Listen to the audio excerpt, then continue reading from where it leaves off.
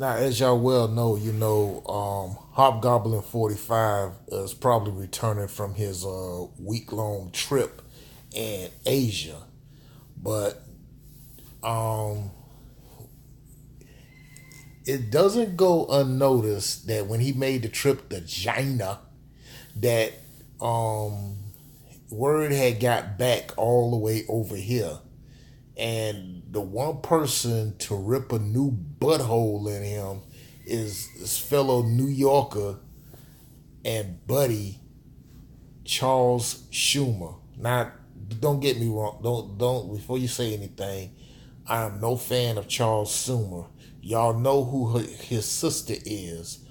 That fat Miss Piggy, blumpity blump, humpty dumpty, abominable snowman woman who tried to insult Beyonce, racist ass, small hats, Amy Schumer. Where she tried to do the formation video, a parody to try to insult Beyonce, but it didn't work. Well, anyway, old Charlie boy has some choice words for the president. I'm going to just let the video play, and y'all could go ahead and fire away in the comment section. Share, subscribe, click the bell for the notifications, so that when I upload new videos, you'll get it. Also, you can donate to my PayPal account, so the donations are greatly appreciated. With that said, peace and love. Love, truth, peace, freedom, and justice. No more talk. I'm done. Enjoy. As President Trump returns from his week-long trip to several Asian nations, it's worth asking, what did America get out of his trip? Did he forcefully confront the Chinese leaders about our imbalanced and unfair trade system, where we play by the rules and the Chinese do not? Nope. He said China's behavior was not their fault and blamed American leaders instead for China's trade abuses. Now, even if he believes that, what's the point of saying it?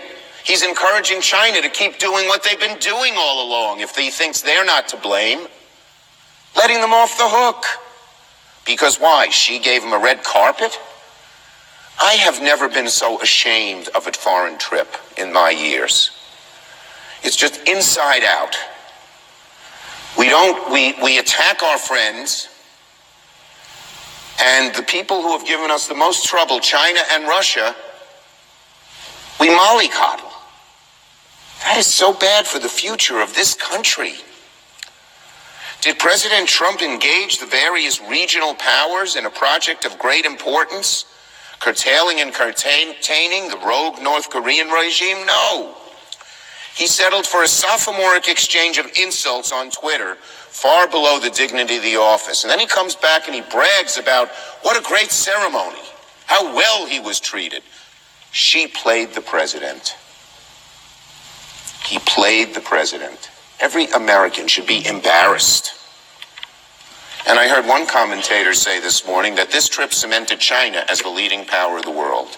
Not because they have more economic power, not because they have more wealth, not because they have greater intellectual ideas, not because they have better people,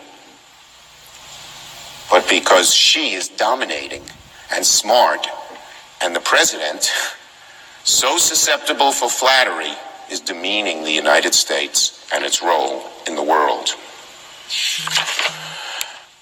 And then, adding insult to injury, he seems to have a love for dictators. In the Philippines, where a strongman leader is engaged in a vicious campaign of extrajudicial killings, does Trump admonish him? Does Trump uphold the beacon of the United States as the most noble power in the world? No. He lectures and unsettles our allies, while emboldening our adversaries like China and Russia by treating them with kid gloves and making it clear all they have to do is say a few flattering words and the United States will drop the interests that our people are so dependent on. All in all, President Trump's trip to Asia was a colossal flop, an embarrassment.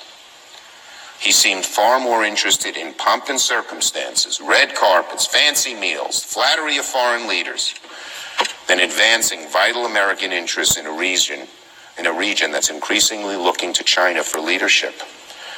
And after the president's performance, those countries are going to turn more to China. At least they have strength and direction. Even though China will take advantage of them for sure, like they've taken advantage of us. It's a sad state of affairs, Mr. President, when the simplest of stratagems, flattery, can derail an entire foreign trip and undercut American influence in the world. President Trump was played for a fool by China's leaders, and he enthusiastically accepted the role. The President of the United States, this great, grand country we love, is supposed to be the single strongest voice and advocate for our national interest. If he won't stick up for America, her interests, and her values on the world stage, who will?